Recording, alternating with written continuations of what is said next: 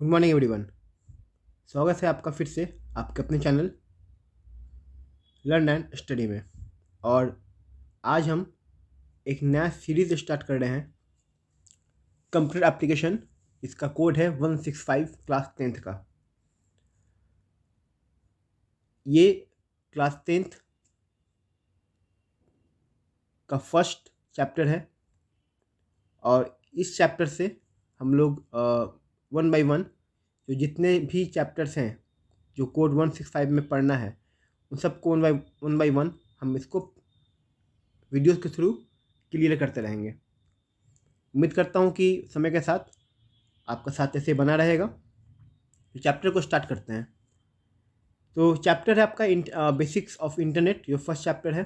ठीक है, उसका जो फर्स्ट टॉपिक है दैट इज़ इंटरनेट। तो इंटरनेट क्या है? ठीक है, तो internet can be defined as a vast network that is use to connect all the computer around the world. Simple सी बात कहा जाएगा तो इंटरनेट क्या है? एक ऐसा नेटवर्क है जिसके के द्वारा आज दुनिया के जितने भी कंप्यूटर्स हैं वो आपस में क्या है, एक दूसरे से कनेक्टेड है। अगर बात करें इसकी हिस्ट्री का, इंटरनेट कहाँ से स्टार्ट हुआ, ठीक है, तो ये स्टार्ट होता है एक नेटवर्क इस्टेब्लिश किया गया था, ठीक है, जिसे कहते हैं अरपा नेट। इसका अरपा नेट का फुल फॉर्म है advance research project agency network, और इसे डेवलप किया गया था यूएस डिफेंस डिपार्टमेंट के द्वारा। इसको 29 अक्टूबर 1969 में पहली बार जो है इसको इम्प्लीमेंट किया गया। ठीक है, ARPANET एक सबसे पहला एक जनरल पर्पस कंप्यूटर नेटवर्क था, मतलब ऐसा नेटवर्क जो कि एक जनरल पब्लिक के लिए बनाया गया था। ठीक है, इसको लोग यूज़ कर रहे थे। ARPANET के पहले कुछ डेडिकेटेड प्राइवेट नेटवर्क थे लेकिन वो उतने सक्सेसफुल नहीं थे। ARPANET के बाद 1980 में, ठीक है, जो नेशनल साइंस फाउंडेशन है, ठीक है, उसने कुछ यूनिवर्सिटीज़ को फंड दिया, पैसा दिया, और बहुत जगह पे जो है, ठीक है, उन यूनिवर्सिटीज़ को आपस में इंटर कनेक्टिविटी प्रोवाइड की by providing them private networks. ठीक है, with the NSF net project in 1986। ठीक है, मतलब जो NSF नेट का जो नेशनल साइंस फाउंडेशन का जो अपना नेटवर्क था, डेडिकेटेड नेटवर्क था, उसके थ्रू उन्होंने बहुत सारे यूनिवर्सिटीज़ को लिंकअप किया।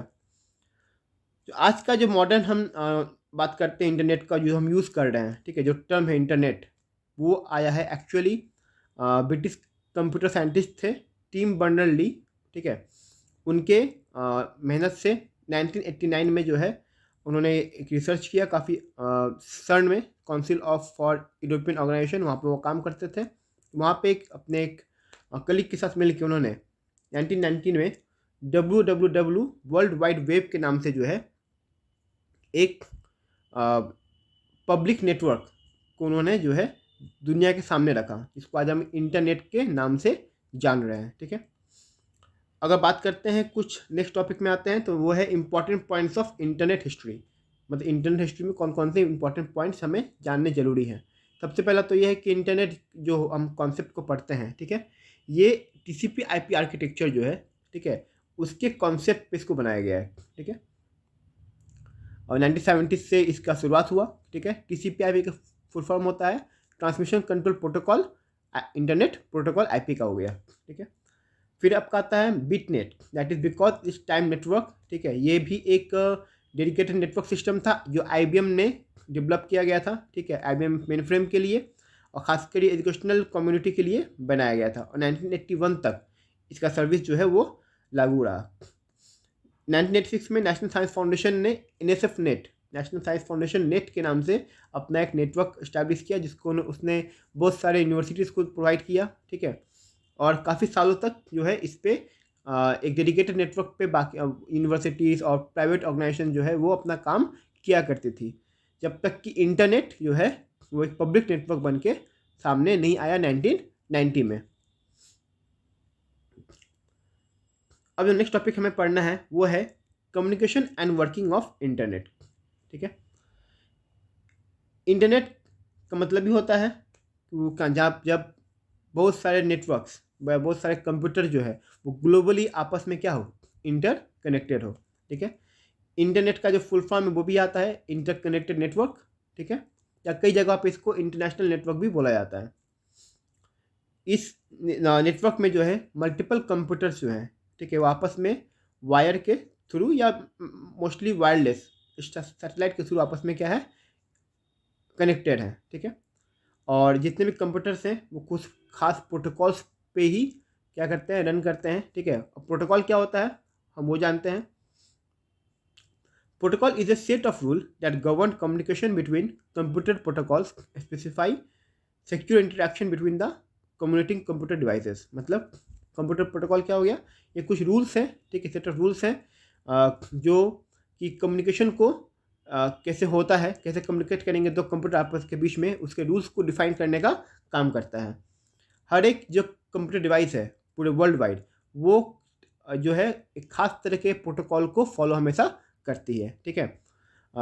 अलग अलग फंक्शंस के लिए प्रोटोकॉल्स अलग अलग बने हुए हैं, ठीक है। एग्जांपल के लिए बात करें अगर FTP हो गया, फाइल ट्रांसफर प्रोटोकॉल, और आपका TCP/IP ट्रांसमिशन कंट्रोल प्रोटोकॉल, ठीक है। नाउ हम आगे बढ़ते हैं तो हमें नेक्स्ट टॉपिक जो पढ़ना है आपको वो है important technology of internet. Internet में कौन कौन से ऐसे टेक्नोलॉजिकल टर्म है जो आपको जानना जरूरी है। पहला है वर्ल्ड वाइड वेब कंसोर्टियम, ठीक है। वर्ल्ड वाइड वेब कंसोर्टियम जो है वो सबसे प्रमुख जो है इंटरनेशनल ऑर्गेनाइजेशन है, standard organization world wide web का। इसे खोजा गया था टिम बर्नर्स ली के द्वारा MIT USA में। नाउ नेक्स्ट आपका internet engineering task force IETF, ठीक है। IETF mission is to make the internet work better. IETF का मिशन क्या है, वो ये है कि वो इंटरनेट के काम को ज़्यादा बेहतर बनाना चाहता है। इसका मेन मकसद है कि इंटरनेट के काम को जो है इंजीनियरिंग पॉइंट ऑफ व्यू के माध्यम से, मतलब कि उसमें जो टेक्निकल इश्यूज हैं, ठीक है, उसको सॉर्ट आउट करके जो है इंटरनेट को ज़्यादा से ज़्यादा स्टैंडर्डाइज करना और ज़्यादा से ज़्यादा बेहतर बनाना आम लोगों के लिए। फिर आपका आता है ICANN, that is international council for assigning names and number, ठीक है।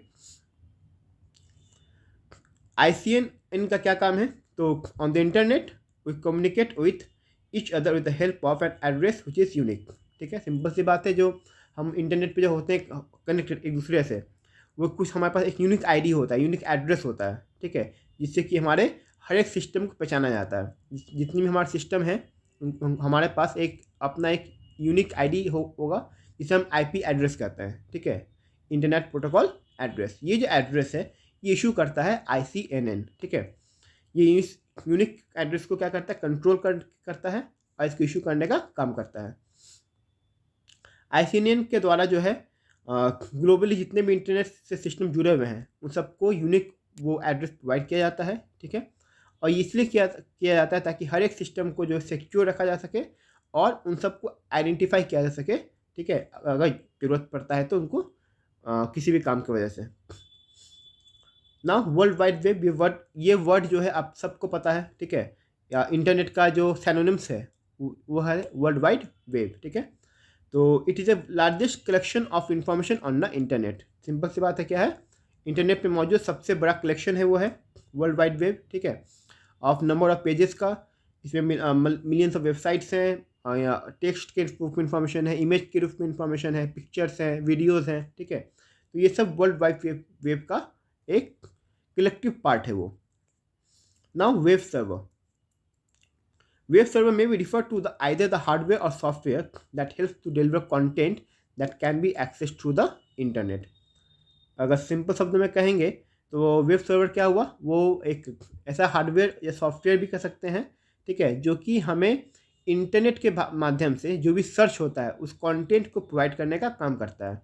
सिंपल शब्द में अगर हम समझें तो जैसे अगर आपके पास अपना एक कंप्यूटर सिस्टम है, एक लैपटॉप है, और उस लैपटॉप से आपने अपने 4-5 मोबाइल को कनेक्ट करके रखा, इंटरकनेक्ट करके रखा हुआ है, तो आपके जो मोबाइल का जो हार्ड डिस्क है, ठीक है, वो आपका एक काम करेगा क्लाइंट के रूप में, क्योंकि वो जितने भी अपनी इन्फॉर्मेशन है वो कहाँ से ले रहा है, आपके लैपटॉप से ले रहा है फॉर एग्जांपल, ठीक है। तो आपका लैपटॉप उस वक्त जो एज ए वेब सर्वर काम कर रहा है, मतलब वो लोकेशन जहाँ से कि हम लोग इंफॉर्मेशन को फेच करते हैं, ठीक है, ज़्यादा इन्फॉर्मेशन जहाँ से लेते हैं, that is called web server. Simple सी बात और समझो इस तरीके से जब हम गूगल सर्च करते हैं तो गूगल सर्च को भी हम मतलब टॉपिक हमने किया व्हाट इज़ वेब सर्वर, तो व्हाट इज़ वेब सर्वर से जुड़ा हुआ जो भी कंटेंट है गूगल पे वो हमें कहाँ मिल रहा है, वो कहीं ना कहीं रखा हुआ है, लोकेशन में रखा हुआ है।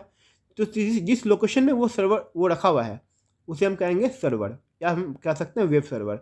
यहाँ पे वो सारा का इन्फॉर्मेशन या वेबसाइट का पेज है या जो भी है वो उससे रिलेटेड वहाँ पे रखा हुआ है, और हमारे सर्च के अकॉर्डिंग वो इन्फॉर्मेशन हमें क्या करता है, वो प्रोवाइड करके दे देता है। दैट इज ये आपका हो गया वेब सर्वर का एग्जाम्पल, ठीक है। Now what is web client, ठीक है। वेब क्लाइंट में be defined as the client और user who is using the web browser. Simple सी बात है कि जो भी पर्सन या डिवाइस, ठीक है, जो कि एज ए वो फीचर है, मतलब वो मांग रहा है, इंफॉर्मेशन को ले रहा है, ठीक है, दोज आर द क्लाइंट। अगर हम जो है इंटरनेट पर बैठे हुए हैं, हमें कोई चीज़ सर्च करनी है, तो जिस लैपटॉप से या जिस मशीन से हम उसको सर्च कर रहे हैं, ठीक है, तो वी आर द क्लाइंट। हमने सर्च किया व्हाट इज़ वेब ब्राउज़र, और वेब ब्राउज़र जो है हमने सर्च कर रहा है, तो हमारा जो लैपटॉप पे स्क्रीन हुआ या हम जो हुए, हम क्लाइंट हुए। और जहाँ से हमें मिल रहा है इन्फॉर्मेशन, जो भी वेब पेज है या जो भी गूगल का सर्वर है जहाँ से हमें उसके बारे में डेटा हमें मिल रहा है, that is the web server, ठीक है। नाउ व्हाट आर वेबसाइट्स, ठीक है। Websites are just the collection of number of web pages which provide information about a particular person, thing और एनीथिंग, ठीक है। वेबसाइट क्या होगा, वेबसाइट जो है एक ऐसा कलेक्शन है नंबर ऑफ वेब पेजेस का, जिसके द्वारा हमें किसी भी पार्टिकुलर व्यक्ति, बिजनेस के बारे में, ऑर्गेनाइजेशन के बारे में, इंस्टीट्यूट के बारे में, किसी भी चीज़ के बारे में हमें एक पार्टिकुलर इन्फॉर्मेशन वहाँ से हमें मिलता है, ठीक है। आप कह सकते हो कि एक वेब पेज, एक वेबसाइट क्या एक बुक के जैसा है, या आपका बुक होता है, तो बुक में नंबर ऑफ पेजेस होते हैं, ठीक है। तो नंबर ऑफ पेजेस से क्या बनता है, एक बुक बनता है। तो वहाँ पे नंबर ऑफ पेजेस क्या होंगे, वेब पेज हो गए, और वो बुक पेज का जो कलेक्शन है that is called website. Book आपका वेबसाइट हो गया, पेजेस आपको हो गए वेब पेजेस, ठीक है। नेक्स्ट आपका वेब पेजेस क्या हो गया, सिंपल सी बात, it's a part of web page, website, ठीक है। जो वेबसाइट्स हैं उनके जो पेजेस होते हैं उसको हम वेब पेज कहते हैं। वेब पेज को इलेक्ट्रॉनिक पेज या डॉक्यूमेंट भी बोला जाता है। मतलब ऑब्वियसली जो इलेक्ट्रॉनिक रूप में क्या है, डॉक्यूमेंट जो आपका सर्वर पे मौजूद है, ऑनलाइन अवेलेबल है, उसे हम वेब पेज कहते हैं। और वेब पेज के कलेक्शन से ही हमें क्या बनता है, वेबसाइट का वेबसाइट हमें बन के मिलता है। नेक्स्ट आपका है व्हाट इज वेब ब्राउजर, ठीक है। Web browser is an application software which is used to retrieve and display web pages, ठीक है। It can display information in different format such as audio, video, text, image और with combination of all, ठीक है। मतलब web browser क्या है, ये एक एप्लीकेशन सॉफ्टवेयर है, ठीक है, जिसके द्वारा जो है हम इंटरनेट को एक्चुअली में एक्सेस कर पाते हैं या किसी भी वेबसाइट को ओपन कर पाते हैं। अगर ब्राउज़र नहीं है तो आप किसी भी वेब पेजेस को ओपन नहीं कर सकते, ठीक है, उसको आप यूज़ नहीं कर सकते हो। इस जो पॉपुलर वेब ब्राउज़र हैं वो आपके सामने है, Google Chrome, Mozilla Firefox, Internet Explorer, Netscape, okay. ऐसे बहुत सारे और भी वेब ब्राउज़र्स हैं जो हम यूज़ करते हैं। नाउ वेब एड्रेस, ठीक है। So it is the address of website on the internet. Every website on the internet has unique web address without which it cannot be accessed. It is also called uniform resource locator, ठीक है। Web address क्या हो गया, ये एक किसी भी website का अपना एक एड्रेस होता है, अपना एक लोकेशन होता है, ठीक है। हर एक वेबसाइट का जो लोकेशन है उसी के द्वारा उसको फेच किया जा सकता है। जैसे कि फॉर एग्जांपल मेरा वेबसाइट है www.cbscspace.com, ठीक है। तो ये मेरे वेबसाइट का एड्रेस हुआ, .com डोमेन हो गया, ठीक है, और मेरा जो नाम है दैट इज CBSC स्पेस। तो ये मेरे वेबसाइट का जो एड्रेस है, ठीक है, इसी एड्रेस के थ्रू आप मेरे वेबसाइट को जो है एक्सेस कर सकते हो, अदरवाइज मेरे वेबसाइट का एक्सेस नहीं किया जा सकता, ठीक है। हर एक वेबसाइट का जो होता है वेब पेज, ठीक है, उसका अपना एक यूनिक एड्रेस होता है, इसे हम यूनिफॉर्म रिसोर्स लोकेटर कहते हैं, ठीक है, URL। और इसी URL के थ्रू हम किसी भी वेबसाइट के या किसी वेब पेज को हम एक्सेस कर पाते हैं। तो आज के लिए इतना ही, ठीक है।